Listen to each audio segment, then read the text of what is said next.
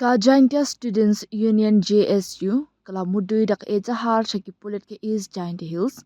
dak bakno bakajinga at kabalajia hagajing penlong ya kajing pensngopat ba ni public hearing hakas ni tho diang balala halur kajing terwati motion jonga Shri Cement halum serman kadai kabala sala bat penbet lupa dak kajing kershan jonga company lembat ikat tu kat niki he pulen President ka JSU Central Body ujar sam shila ha kajing ujor ula batai ya kajing jia ha kalai poetrik naitung kum kajinga sela kam runar ka batmu ban pen sngap jar ya ki baya le persha bat pen khanye ki kindon jong kajing shnga jong ki pat ba bat iki hok kat kum ki riti sin shar khadar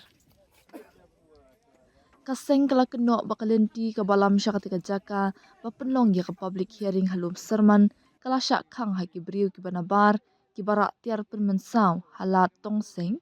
ya ka ba kala kam ba ki dei ki bashuwai bat be tingka da ka Shri Cement bat ki briu ki badan jinga dei na kathan kini ki briu ki barak da ki mau ki juri bat ki tiar pen mensau ki banam la ong ba ki la thombor ki nonge ki persya ki bom dan ye kino ki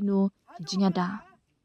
ha ka ejahar ka JSU kala keno ru ye ki katu ka ni ki briu na ka tika ju ka kin huan kila penjulor ki surak halat tong seng bat saipung da ka jinga trilang bat ki pulit khnang ban khanglat ki briu bakin leit syak tika jaka penlong jingalang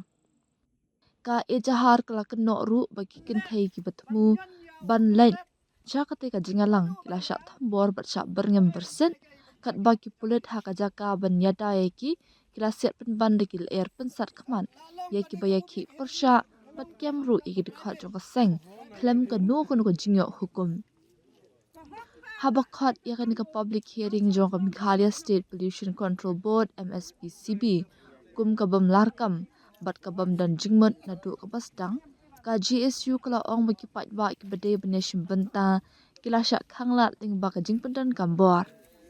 ka JSU kala mahamru balada ki pulit kim register case bat tokit mardor ya kan jingja